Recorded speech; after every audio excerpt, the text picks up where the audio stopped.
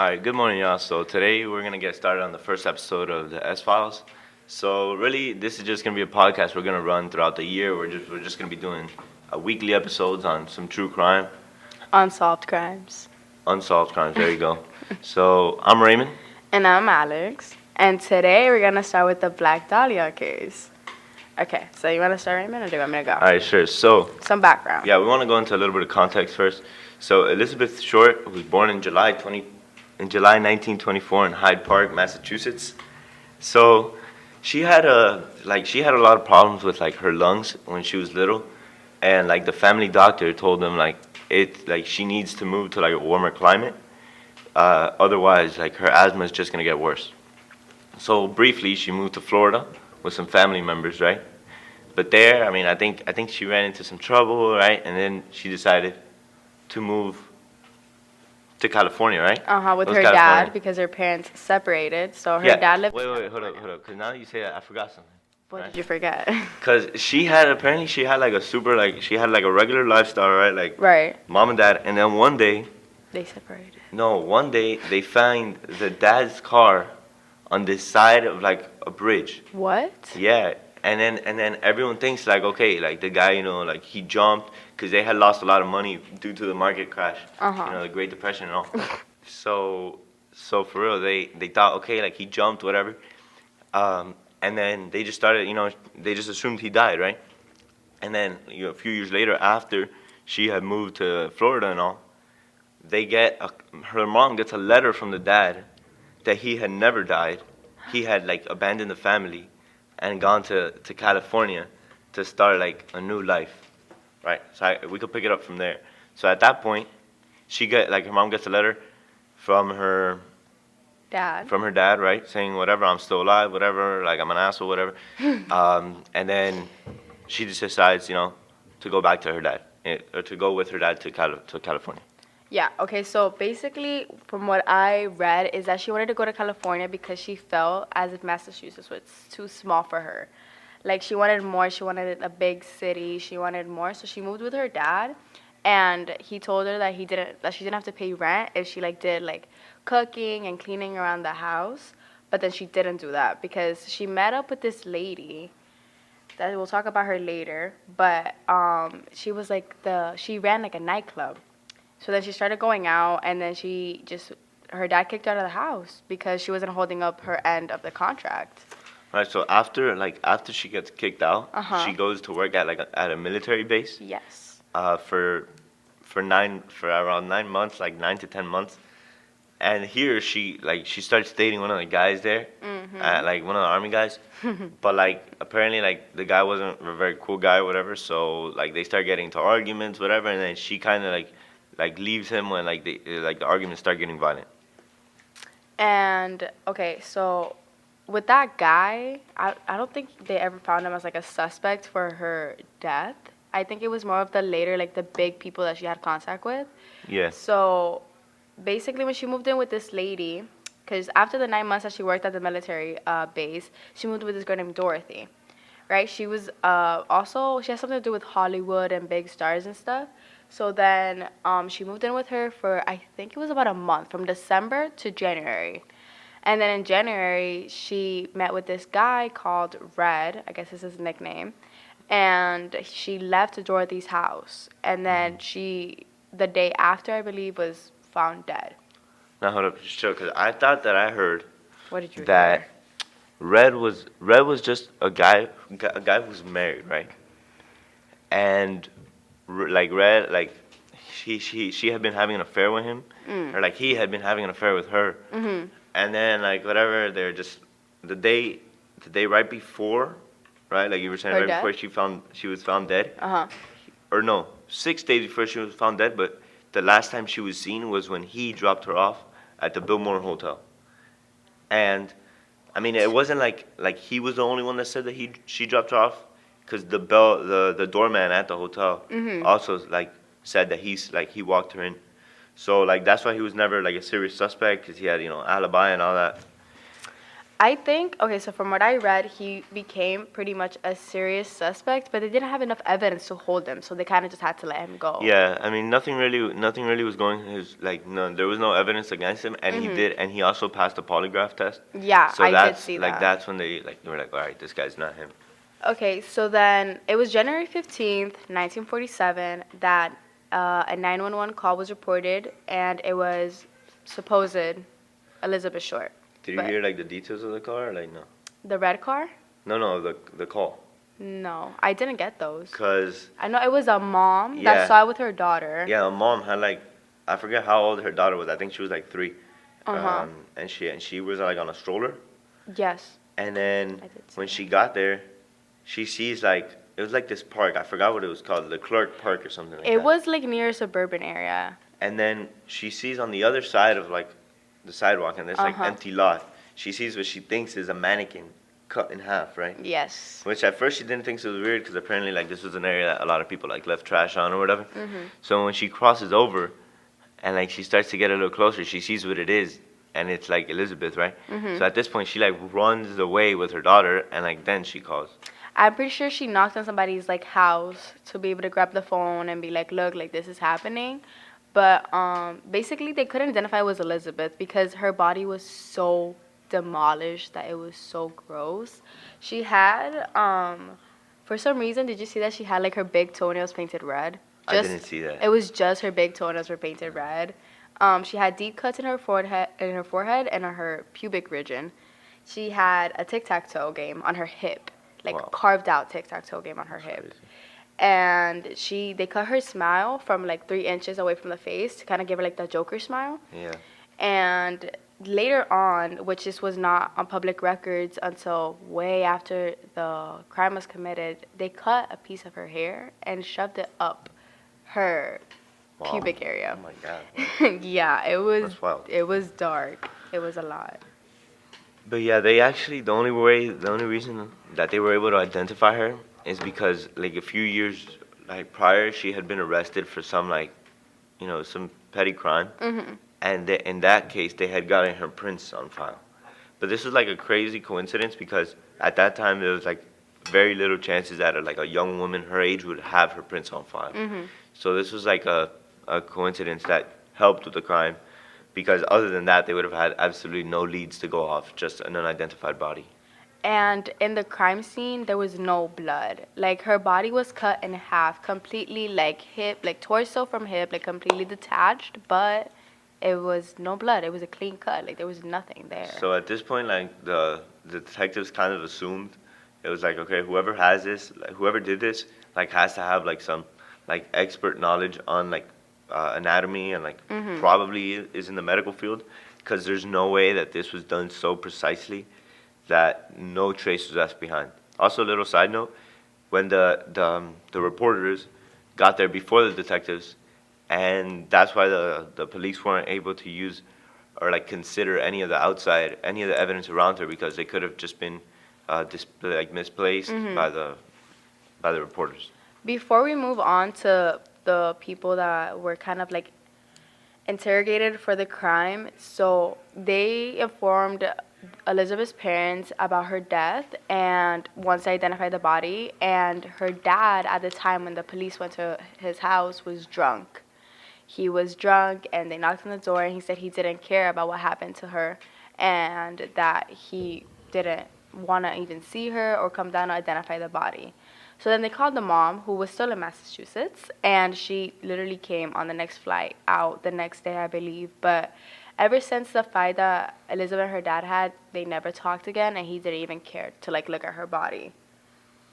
Right. So about like going a little into the possible suspects, the first big suspect was this guy.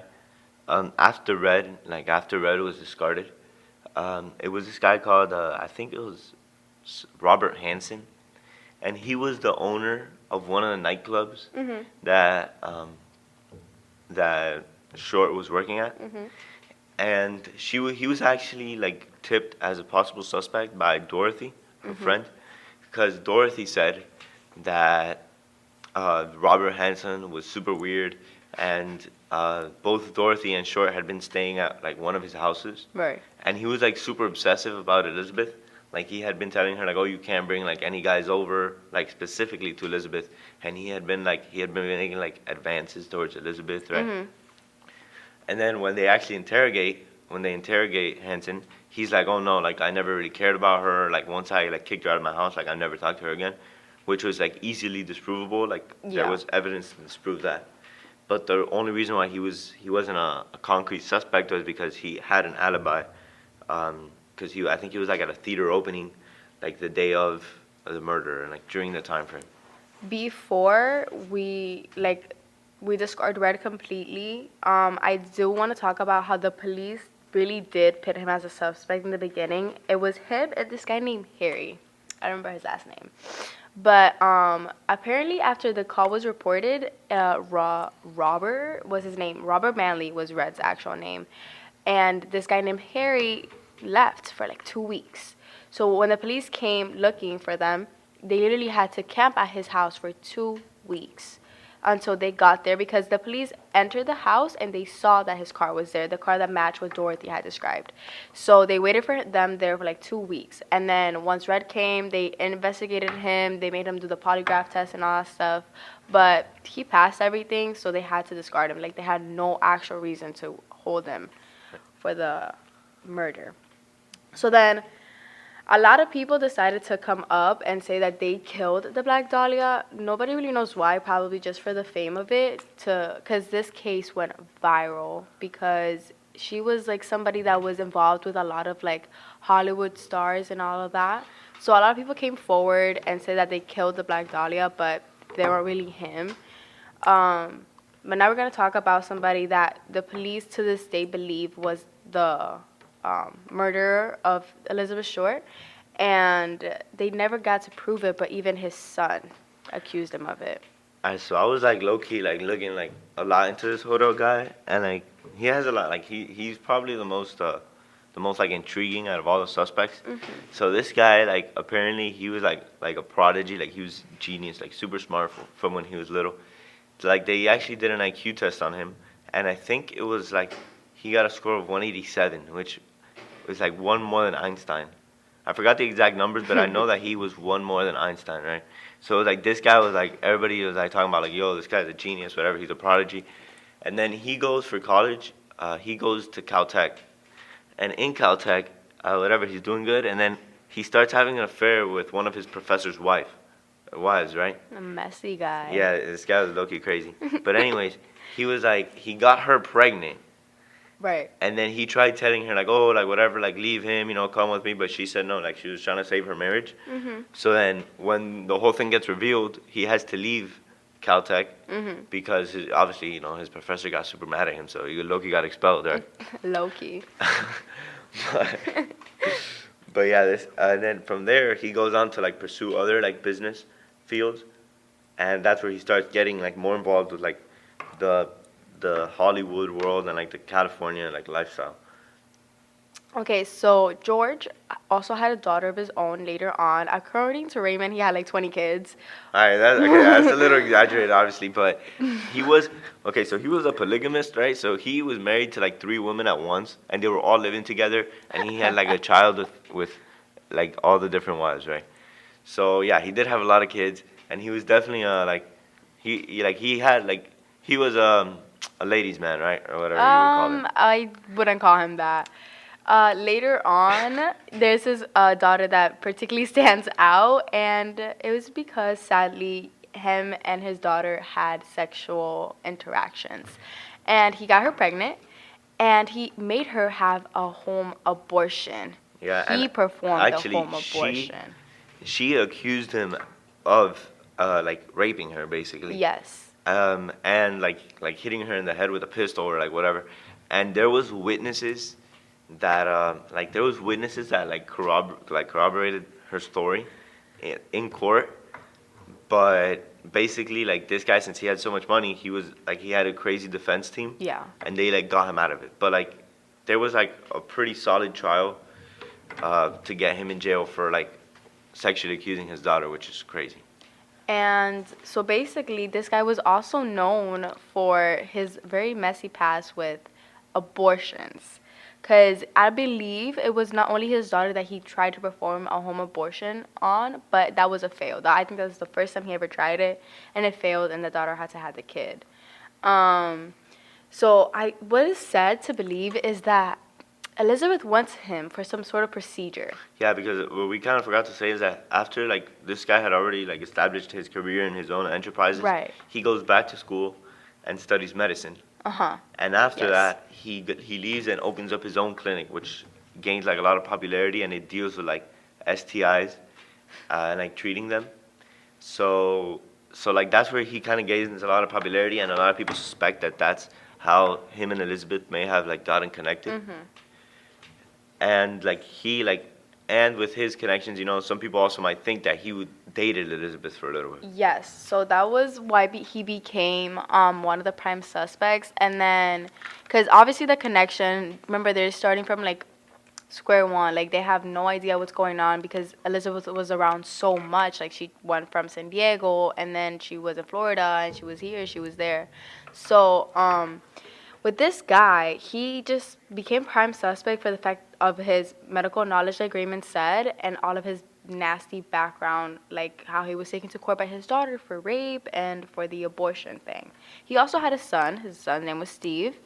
And Steve, to this day, I believe he released books talking about how he really believed that his dad was the one that killed the Black Dahlia. Yeah, he released like 4 books. Like he's really made a lot of money off of that. And he also thinks that his dad was a Zodiac killer. Like he connected it to like a bunch of other things.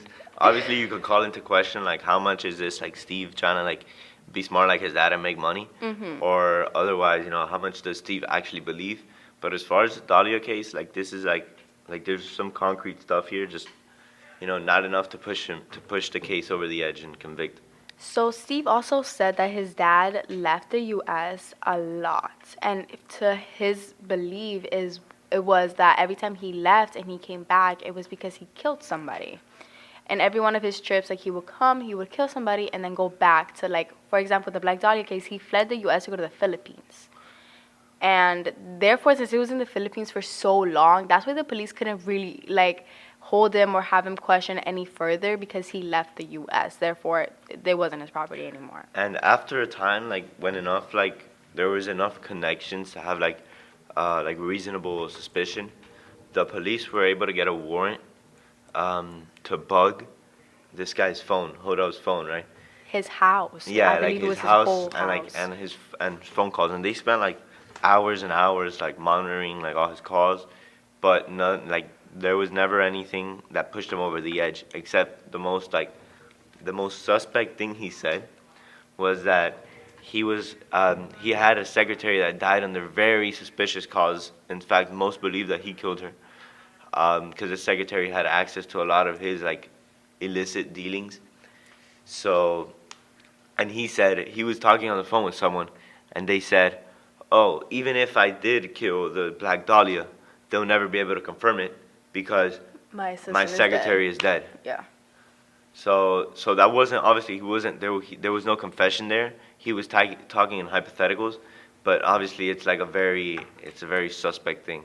Before that call, before they got like they were able to chime in into that call, the police, there was reported a scream coming from George's house. So the police went to check it out, and they looked for everything, and they found nothing.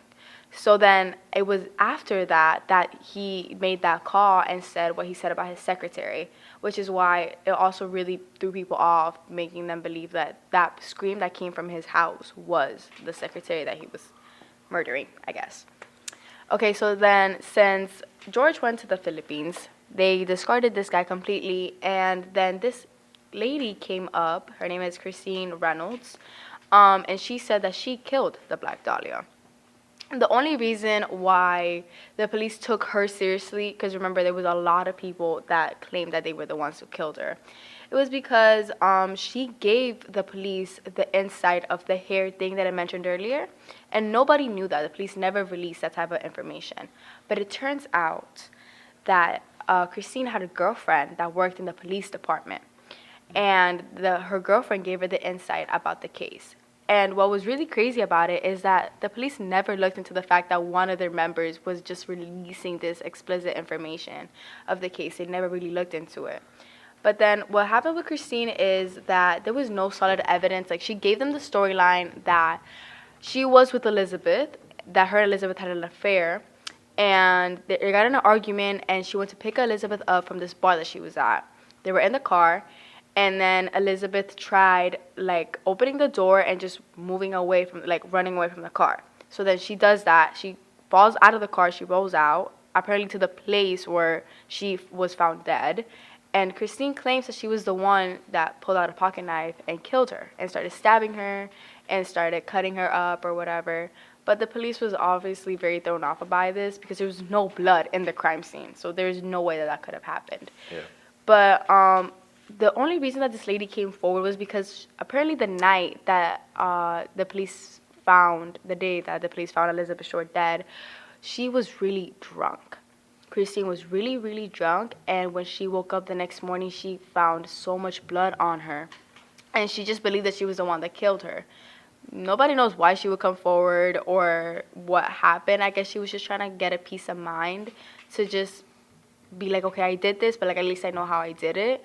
But that was not the case. She was not the killer because her story made no sense, and it was just different. Another thing with like the killer, like at some point the killer wrote like a letter to like a local newspaper, Yes. and he put like he wrote it, but like he didn't write it by hand. He cut out like newspaper like letters to put it together, and he said that, oh, like within the next few days you'll be receiving like some Black Dahlia belongings, right? And he sent them like her purse, like everything that was in her purse, and like her little notebook.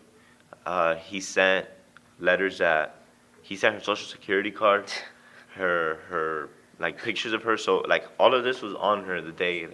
So police were like, oh damn, like this is the guy, whoever's sending this. But obviously they were never able to trace it back. And he said at some point he sent another letter to the newspaper, and he was like, okay, like I've had enough fun with this. I'll turn myself in on so and so day, at so and so place, right? So they pulled up to the place, right? The police on this day, they waited and waited, and nothing happened, right? And then the next day, he sent another letter, and he's like, I changed my mind. Like, you guys won't give me a fair deal. The Black Dahlia killing was justified, right? So he said that, which was pretty crazy. What? Yeah. What do you mean justified? Exactly, right. So he didn't really elaborate on that, but that was just kind of what was on the card. And then after that, that's when like no, like he didn't come back into contact with them, and that's the last they heard from this like mysterious source. Okay.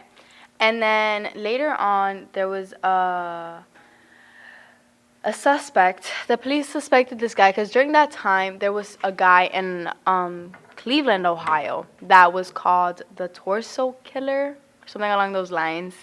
And he was known for doing murders how Elizabeth went out.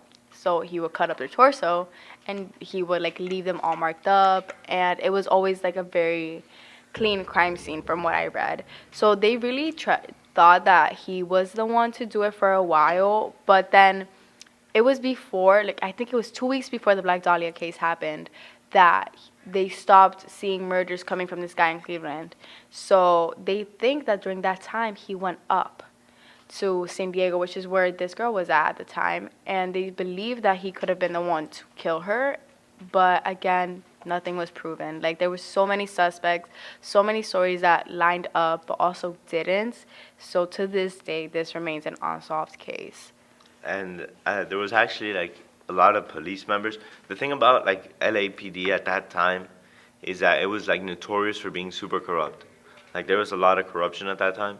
So there's like very like good possibilities that like the suspect, like this holdout guy, like he might have been tipped off by someone because he was very well connected. He might have been tipped off about maybe the bugging or whatever. So there was a lot of corruption, but I'm sure there were some like good cops on the case. And even after like the case happened, a few of them like went on record to say like, oh, we know who the killer was. Like we solved the case. He was a doctor, and they even went down to say like the street where he lived, which was the same as Hodel Street. So these like officers were like convinced that they knew who the killer was, but they didn't have enough for the court conviction. Following up on George Hodel, in 2013, he was still basically being targeted by the police, and they did a search in the soil of his backyard and found human remainings. But with that test, all you could really see is that there is human remainings in the soil, but not whose, no DNA is able to be connected to it. So again, they could not do anything about it. So that was just left at that with George and with Christine and with every other, like 37 people that came forward about the case. Yeah. So I mean, it's been so many years since that. I mean, we're talking about this happened in 1947, right? Yeah, I think so. 1947, and over here we are in 2023 still talking about it. But this just goes on to show how much the Black Dahlia captured the American public's like imagination. And at that time with how little there was social media and like television, it's crazy how much this really like propagated around the entire country. And even today we're still talking about it, and we're still discussing the mystery of how this happened and who it was. And that's basically all we have. It also remained just unsolved. There's nothing more we could share with you guys. We know what we saw online, but everything just remains super off. Like there's not a like complete storyline about her murder. So that's a wrap. Bye. Bye.